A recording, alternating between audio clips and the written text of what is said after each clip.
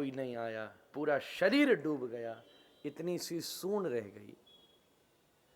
मृत्यु की शैया पर जीव का पूरा शरीर डूब जाता है। हाथ चलता नहीं, आंख चलती नहीं, पैर चलता नहीं, पेट चलता नहीं, पर बुद्धि चलती है, मति चह जाती। इतनी सी सूंड वो मति है।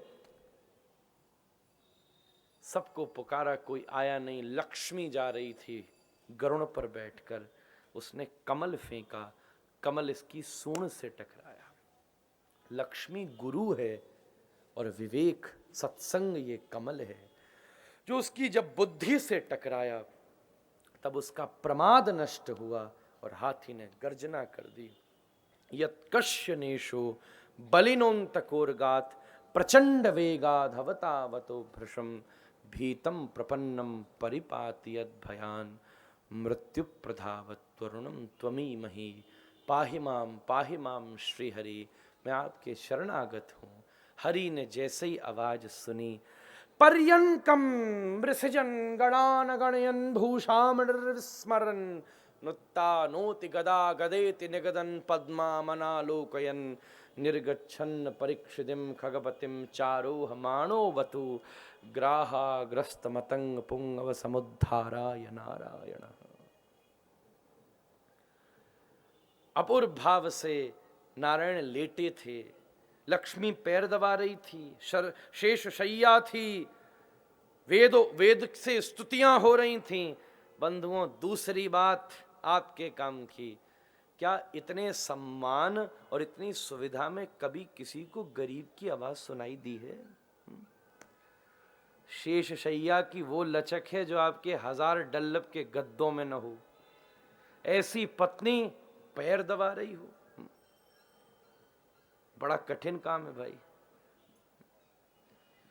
ऐसे सेवक जो स्तुति कर रहे हों, वाहवाही कर रहे हों, गरुण स्तुति कर रहे हैं, शेष स्तुति कर रहे हैं, देवता स्तुति कर रहे हैं, इतनी वाहवाही के बीच में किसी को याद रहेगी भाई एक हाथी मर रहा है? इतनी परवाह कौन करता है? आजकल नया ट्रेंड ऐसे, we just don't care. That's so silly to say, I don't care, so silly to से।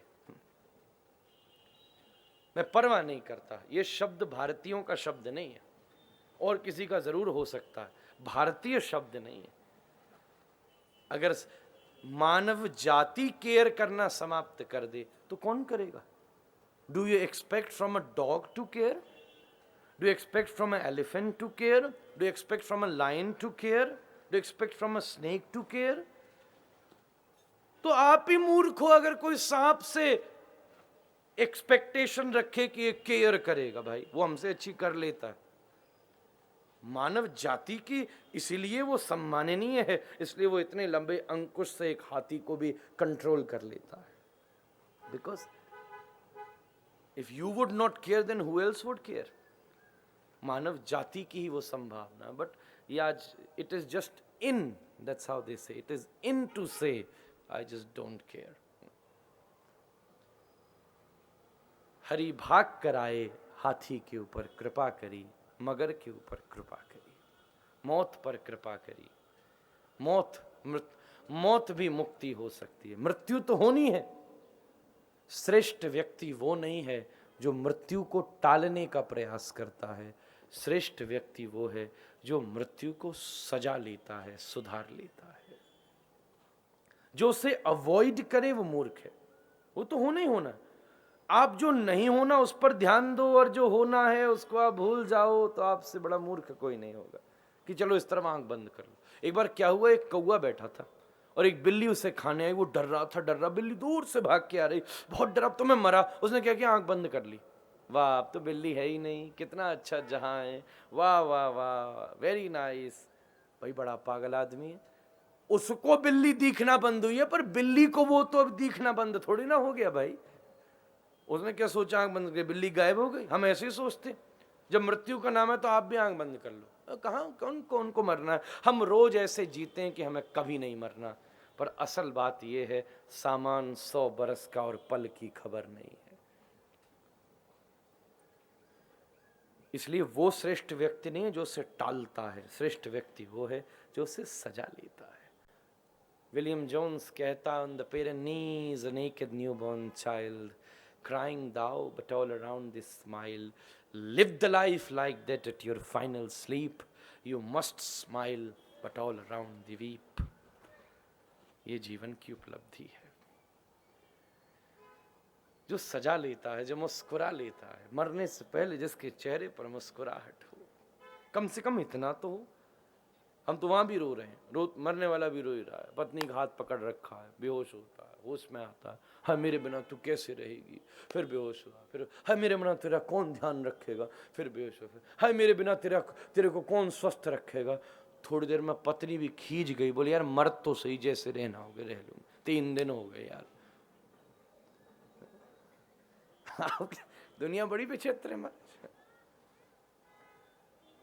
मन जो है ना, अगर मन पर बुद्धि का आरोप नहीं होता तो बहुत खतरनाक बात होती। मन पर अगर बुद्धि नहीं चल रही होती, कभी आप एक काम ये करना कि बुद्धि का तो लॉक कर देना, और मन जो बोल रहा है उसको आप बोल के रिकॉर्ड करते रहना। जो बोल रहा है, जहां जिस समय जो आए, just don't use your brain, do at all, don't use your mind at all. जो आपका मन कह रहा है बोलते जाओ, बोलते जाओ, बोलते जाओ, रिकॉर्ड करो, रिकॉर्ड करो। ये आदमी ऐसा, पिता के बारे में, गुरु के बारे में, अपने बारे में, दूसरे के बारे में, बच्चा के बारे में, दुनिया के बारे में, व्यापार के बारे में, सब बोलो बोलो बोलो। 2 घंटा बोलना, और 2 घंटे के बाद में फिर दिमाग लगा के उसको सुनना। तो आपका 2 ही मन करेगा, या तो पागल खाने भर्ती हो जाऊं या कुएं में कूद के मर जाऊं महाराज। इतनी खतरनाक चीज है ये। उसको सुधारना जीवन की उद्देश्य है बंधुओं। मृत्यु टालने वाला शुद्ध नहीं होता, मृत्यु सुधारने वाला शुद्ध होता है। जाने वाला तो कभी चला जाए, हंसता जाए तो जीत गया, रोता जाए तो हार गया। अतः हाथी के माध्यम से आपको आपकी कथा सुनाने का प्रयास किया मैंने। कथा इतिहास नहीं है, कथा शीशा है, दर्पण है। You are sitting in front of a mirror. Mirror बता देता है आप कितना सज चुके हो और कितना सजना बाकी है। शास्त्र बता देता है कि आप अपने जीवन में कितना चल चुके हो और अभी कितना चलना बाकी है। कॉन्शियस होने के लिए बहुत बड़े गट्स चाहिए बंधु। हम जानबूझ के नहीं होना चाहते। कॉन्शियस होने के लिए बहुत बड़ा गट्स चाहिए। एनलाइटन होना ऐसा इजी नहीं है कि बस हाँ लाइट जल गई। एनलाइटन स्विच ऑन की तरह नहीं है। जिस दिन आप कॉन्शियस हो गए, जागरूक हो गए, जागृत हो गए, उस दिन सबसे पहला अनुभव यह होगा कि अभी तक मैं शून्य था। मैंने अपने जीवन के 40 वर्ष जीरो थे। पर हम 40 वर्ष जीरो कभी सुन सकते? हम तो ये सुनते हैं हमने 40 वर्ष में कहां कहां हम पहुंचे, कितना बड़ा एम्पायर खड़ा कर दिया। खड़ा वो किया जिस पर आपका मालिकाना हक भी नहीं था। 13 दिन नहीं लगेंगे जब आगे से नेम प्लेट चेंज हो जाएगी, नॉट 13 डेज। अच्छा बेटा हुआ तो ड्राइंग रूम में फोटो लगा देगा। उसका बेटा आएगा, बोले भाई यहाँ क्या बेकार में, तो दौड़ते घोड़े अच्छे लगते, भाई अंदर लगाओ, बेडरूम में लगा दो, कोई बात नहीं, पिताजी। उसका बेटा आएगा, वही हद हो गई, रात भर झांकते रहते हैं, डर और लगता रहता, हटाओ भाई यहाँ से, निकल ही नहीं आए कहीं दादा इसमें से, मैंने स्टोर रूम में धर दिया। उसका बेटा आया, वैसे ही छोटी जगह, बड़ा घर खरीद लेते तो कुछ बिगड़ जाता क्या, नो स्पेस, उसने पीछे वाली खिड़की से बाहर फेंक दिया। तो मैं अपने ही घर में अगर एक फोटो में भी रहने की जगह मिल गई तो सोच लेना कि जीवन में बहुत बड़ा पुरुषार्थ किया था। जीवन का सबसे बड़ा सत्य है। मेरी ये बात बस आपकी तालियों के लिए नहीं है, मैं ताली पसंद भी नहीं करता, मैं तो बजवाता भी नहीं हूं कितनी जगह। ये मेरी प्रस्तुति, ये संदर्भ तालियों तक सीमित न हो। अगर मेरी बातों से बस आपकी तालियां बजी तो वो यहीं समाप्त हो जाएगी। मेरी बात तब सफल नहीं होंगी जब यहाँ बैठे 500,000 आदमी की ताली बोलेंगी, बल्कि ये बात तब सफल होगी जब आपका चरित्र बोलेगा, जब आपका विचार बोलेगा, जब आपका एक्शन बोलेगा, जब आपका कर्म बोलेगा, जब आपका चिंतन बोलेगा। तालियां तो अपने आप बुली जाती है, कितने को तो पता भी नहीं कि ताली बजी क्यों, दूसरे ने बजाई, बैठे थे, ओ अच्छा, उन्होंने भी बजा दी। कीर्तन में बजाओ ताली, ताली को ताल के साथ बजाना चाहिए, वो कीर्तन की स्थिति है, तो वहां तो कोई बजाता नहीं। अतः अष्टम स्कंद में बलि और वामन का प्रसंग उपस्थित हुआ। एक बार दुर्वासा के अपमान की वजह से इंद्र का स्वर्ग से पतन हुआ और बलि का स्वर्ग पर आधिपत्य हुआ। माता अदिति ने पयोव्रत का पालन करके भगवान से वरदान मांगा कि आप बलि से स्वर्ग को छीनकर मेरे पुत्र इंद्र को प्रदान करो। भगवान ने कहा मैं छीन तो नहीं सकता, मैं भिक्षा में मांग लूंगा। तब एक दिन स्वयं भगवान अदिति के द्वारा वामन के रूप में प्रकट हुए। बोले वामन भगवान की। वामन भगवान के रूप में पधारे, छत्री, खप्पर, आसन, खड़ाऊ, एक ब्रह्मचारी का वेश धारण करके, वटुक का वेश धारण करके वामन बलि की यज्ञशाला में पहुंचे। आज तक बलि ने अपने जीवन में तेजस्वी ब्राह्मण नहीं देखा था। ब्राह्मण की शोभा उसके तेज से होती है, व्यापारी की शोभा उसके धन से होती है, क्षत्रिय की शोभा उसके बल से होती है, ब्राह्मण की शोभा उसके तेज से है। बिना मेकअप के भी जो चमक रहा हो। आजकल तो सब चीज सिस्टमैटिक हो गई भाई, इतना सब हो जाता है कि को पता ही नहीं चलता।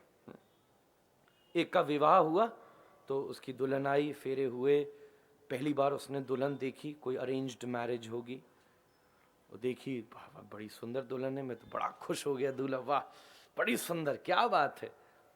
ब्याह सब हो गया, फेरे वचन सब दे डा के विदाई की वेला आई, दोनों बाहर खड़े थे, बारिश आ गई, सारा मेकअप उसका बह गया। देख के वो डर गया, भाई तू ही थी अंदर? भीतर की पूर्णिमा बाहर आते ही अमावस्या हो गई भाई। आजकल अपना सिस्टम है, वो तो कोई बात ही नहीं, एक मिनट में सब चेंज हो जाता है। हैप्पीनेस का अलग मेकअप होता है, शोक का अलग। आपको ऐसा बना देंगे कि भाई 15 दिन से सोई नहीं है, वो इतने दुख में, इतने दर्द में है। निस्तेज, निर्भर नहीं, स्वतेज। ब्राह्मण की शोभा तेज से है। जब वामन बलि के दरबार में पहुंचे तो बलि आसन से खड़ा हो गया। लगता है कि मेरे जन्म जन्मांतरों का पुरुषार्थ है जो आपके रूप में पधारा है। बताइए मैं आपकी क्या सेवा करूं, मैं आपको क्या प्रदान करूं, मैं आपको क्या दूं? मुझे मालूम है लेना आपका स्वभाव नहीं है, पर दिए बिना मैं कैसे चला जाऊं? बंधुओं, अष्टावक्र महागीता एक बड़ी अद्भुत बात कहती है। महात्मा का धर्म है कि वो समाज के मन का ध्यान रखे, और समाज का धर्म है कि वो महात्मा के तन का ध्यान रखे। ये एक लवली एक्सचेंज है। उसके मन को, पहले महात्मा का धर्म है कि वो उसके मन को संभाले, और फिर समाज का धर्म है कि उसके तन को संभाले। मैं आपको क्या दूं, आप आज्ञा करो, मैं क्या प्रदान करूं? वामन ने कहा मेरा लेना स्वभाव नहीं है, पर मुझे मालूम है कि ले बिना तेरा कल्याण कैसे होगा, इसलिए मुझे 3 पग भूमि दे। पैरों की तरफ देखा तो इतने बड़े पैर की भाई 1 नंबर का जूता भी बड़ा पड़ जाए। बोले इसमें तो आपका आसन भी नहीं बिछेगा, इसमें तो आपकी खटिया भी नहीं बिछेगी। अरे अब जब मांग रहे हो पहली बार तो ऐसे ही मांग लो कि दोबारा मांगने ही ना पड़े। ना ना ना ना, अब जो बोल दिया सो बोल दिया। मैं कोई सांप नहीं हूं जिसकी 2 जीभें हों, 2 मिनट में बात बदल जाए। एक जीभ है, एक बात है, कह दी, अब सो कह दी तो कह दी। पहली बार ऐसा माहौल बना था जहां देने वाला कहता था और लो, और लेने वाला कहता था नहीं मुझे नहीं चाहिए। दरबार बहुत होते हैं, पर जहां लेने वाला कहता और दे भाई और दे, और देने वाला कहता ना ना मैं नहीं देता। आज पहली बार ऐसा हुआ था। शुक्राचार्य जी देखकर चौंके कि भाई ब्राह्मण और संतोषी, ब्राह्मण और Santoshi, it's again a very hard combination. भाई ये बलि कह रहा है कि सब ले ले और कह रहा मुझे चाहिए ही नहीं, हाउ इट इज पॉसिबल। हद होगी भाई, ये कहां से कौन को बेटा है भाई ऐसा अजब गजब। आंख बंद करके देखी तो सोच रहे थे बेटा कौन का है, पता चला ये सबका बाप खड़ा है सामने। हल्ला मचा भाई, इसको कुछ न देना। देवानाम कार्य साधयेत साक्षात विष्णुव्ययः, देवताओं का काम मनाने के लिए नारायण आए हैं। बलि की आंखों से आंसू बह गए। सच कहता है शास्त्र, बिना गुरु कृपा के गोविंद मिलता नहीं है। सामने खड़ा था और मैं न देख पाया। जय हो गुरु तुम्हारी, पर तुमने एक बात गलत कह गए। तुम्हें कहना चाहिए था कि आज चूक न जाइयो, सब दे दियो। देने वाला हाथ फैलाए खड़ा है और तुम कह रहे हो कुछ न देना। अच्छा, मेरी बात को टालता है, जा तेरा सब नष्ट हो जाए। शुक्राचार्य जी ने कहा, बलि नाच पड़ा। वाह गुरु जी, फिर कृपा कर दी।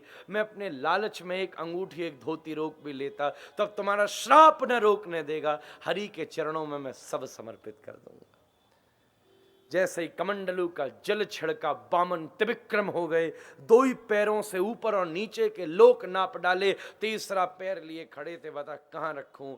बलि ने कहा भी प्रतीक्षा करो, जब मन होगा तब दूंगा। तुम भी तो इधर उधर घुमाते हो अपने भक्तों को, आज मेरे चक्कर में फंसे हो, ऐसे ही नहीं जाने देता, खड़े रहो चुपचाप। प्रहलाद ने कहा बलि इससे इंतजार कराना अच्छी बात नहीं है, दे दे दे, क्या है तेरे पास। बलि रो पड़ा, बोले भगवान और जो आपने लिया क्या वो मेरा था, क्या मेरे पिताजी का था। आपने दिया था, आपने वापस ले लिया, पर अब जो मैं दे रहा हूं वो मेरा है। जीव का कल्याण तब नहीं होता जब आप उसकी धन और संपत्ति नापते हो। जीव का कल्याण तब होता है जब आप उसका अभिमान नापते हो। इसलिए तीसरा चरण मेरे माथे के ऊपर रखो। बामन बोले मैं तुझे लूटने आया था, तेने मुंह लूट ली नो भाई। सुतल लोक की रचना करी, वहां उसको विराजमान किया। अगला इंद्र बनने का वचन दिया, तो बलि अभी सुतल लोक में है और आज्ञा प्रदान करी है कि अगला इंद्र ये बनेगा। बंधु, हमारे यहां सनातन धर्म पहले से ही और ग्रहों को मानता है, ये हमारी सभ्यता है। We do believe in other planets and we do believe कि उन प्लैनेट्स के ऊपर लोग रहते हैं। वी डू बिलीव, हमारे यहाँ का अनुभव है, हमारे यहाँ की कथाएं। विज्ञान ने अब जानना शुरू किया, वो तो पहले 9 प्लैनेट्स ही कहते थे, कहते हैं शायद 10th भी हो। आजकल मैं कुछ पढ़ रहा था आर्टिकल से, एक नई चीज ही शुरू हो गई, विच दे कॉल एलियंस। दूसरे ग्रहों का यहां पर आने वाले लोगों को एलियंस कहते हैं। अच्छा, यूएफओ कहना अलग बात है कि चलो अनआइडेंटिफाइड ऑब्जेक्ट, आइडेंटिफाई नहीं हुआ। अब मेरा प्रश्न एक और है कि आप आइडेंटिफाई किससे कर रहे हो जो नहीं हुआ? आइडेंटिफाई किससे कर रहे हो? क्या आपके पास चीजें जिससे आप आइडेंटिफाई करो? आपका तो एक पैटर्न है, वो पैटर्न से बाहर कुछ हो गया तो it's an unidentified. Another thing कि कोई बाहर से आया, कोई दूसरे ग्रह से यहाँ आया तो वो एलियन कहना शुरू कर दिया। अब बड़ी भारी स्टडी चल रही है, वो ये कहते हैं कि हमारे शास्त्रों में एलियंस की चर्चा। हम ये मानते हैं कि दूसरे ग्रह से देवता यहाँ आते हैं कि भगवान ने बेकार में इतनी खाली लैंड बना रखे, भाई यहाँ जमीन है नहीं, दिल्ली में एक घर बनाने की जगह नहीं है। ये मंगल, ये बुध, ये बृहस्पति है, ये प्लूटो, ये सब बेकार में बना के खड़े कर रखे हैं। क्या जरूरत है भाई, हम ही को जगह दे दो। मंगल बना दिए, ये बना दिए, वो बना दिए, बड़े बड़े संदर्भ है। तो हम पूर्व से हजारों साल की हमारी सभ्यता, हमारा विज्ञान ये मानता है। शास्त्र का अपना एक विज्ञान था। हुआ क्या? हुआ क्या? मैं आपके सामने एक पूरी रिसर्च को प्रस्तुत करूं तो हुआ क्या? चीज थी हमारे पास, मेथड्स थे, हमारे शास्त्र में मेथड्स हैं। योग को एक यंत्र कहा गया है, मेथड्स हैं। हमारे पास एनालिसिस है, हमारे पास रिसर्च है। ये सारी रिसर्च आपको पुराणों में, ब्रह्मांड पुराण पढ़ के देखो, शिव पुराण पढ़ के देखो, उपनिषदों को पढ़, सब है।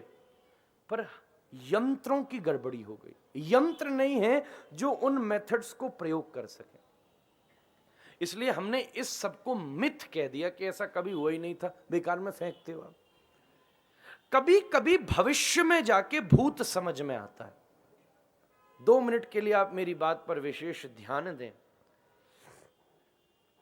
अच्छा, अगर ऐसा हो, अगर एक और वर्ल्ड वॉर हो जाए, विच आई प्रे कि it shouldn't happen ever, but अगर हो जाए तो आज दुनिया के देशों के पास इतने यंत्र हैं कि भाई दिल्ली बंबई तो कहीं नहीं बचना, ये तो पक्की बात है। न्यूयॉर्क, मैनहट्टन और लंदन और ये सब का तो नामो निशान मिट जाना है, ये आप भी अच्छे से जानते हो। ये nuclear bombs and atom bombs and hydrogen bombs इतने इतने खतरनाक हैं।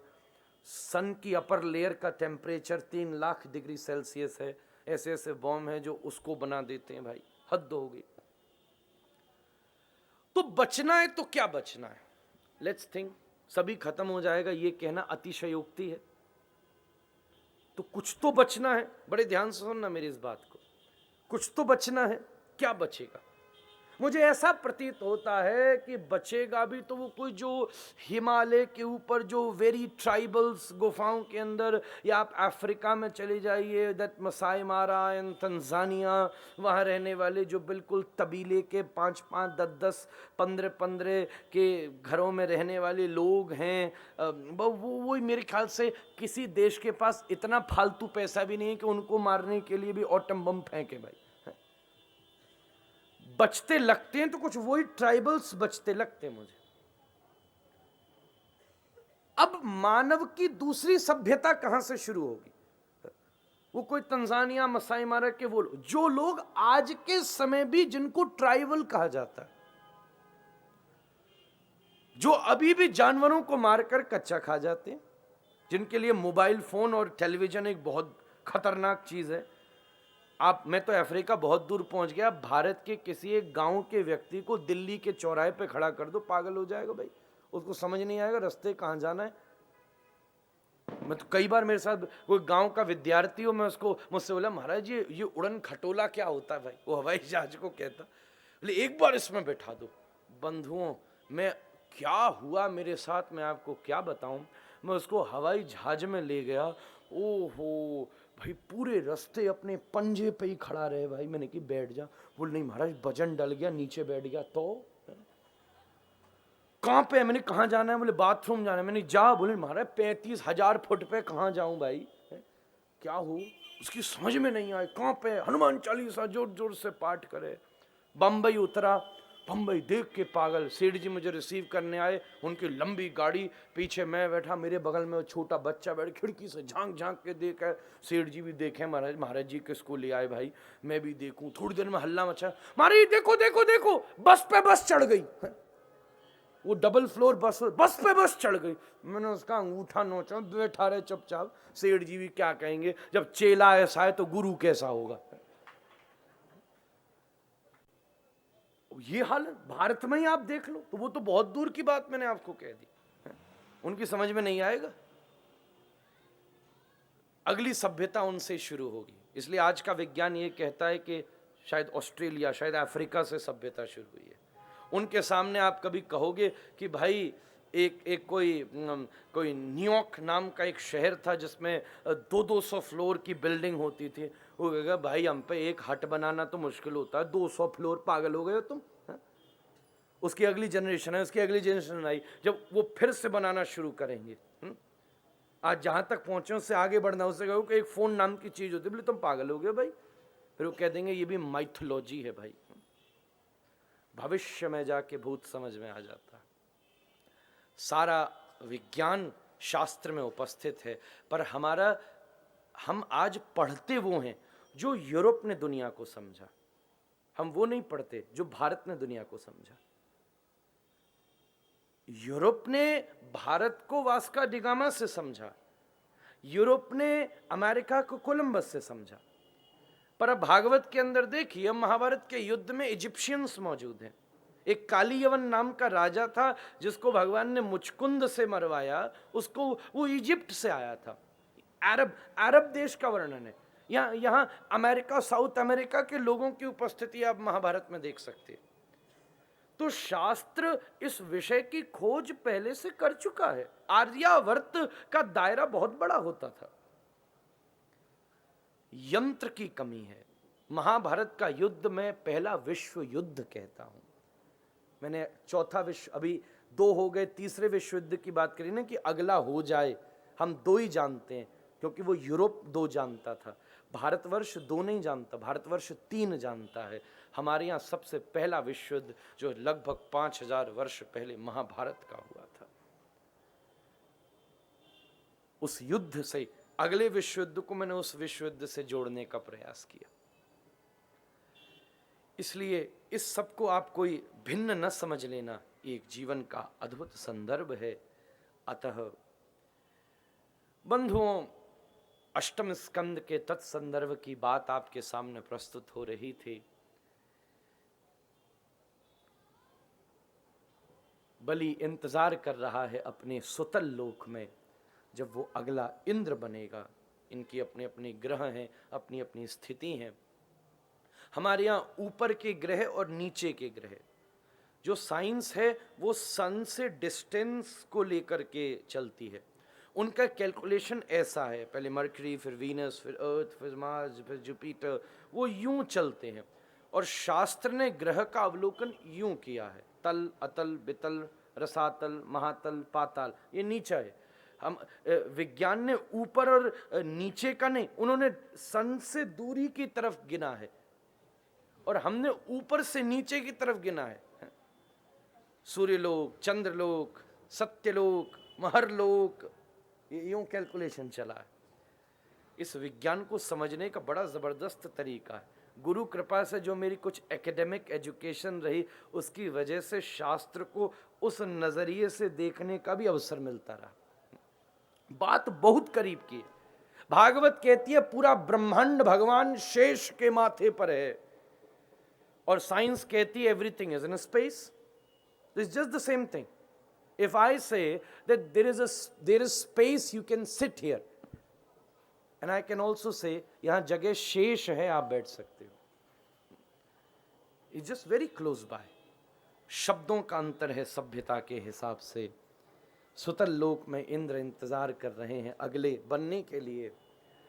अष्टम स्कंद के अंतिम अध्याय में मत्स्य की कथा का वर्णन आया, मत्स्यावतार, जहां प्रलयकालीन समुद्र में सत्यव्रत ने शास्त्र को संरक्षित किया।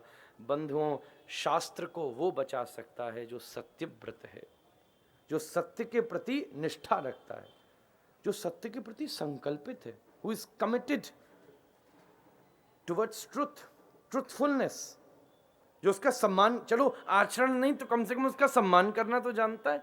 पर आज जब तक बंदा सत्य बोलता रहता है तब तक हम उसको बच्चा कहते हैं, अब ये बच्चा है। पर जिस दिन उसने थोड़ा सा झूठ बोलना शुरू किया, बोले अब now he is being matured. ये समाज की स्थिति है। नवम स्कंद में सूर्यवंश की कथा का वर्णन हुआ।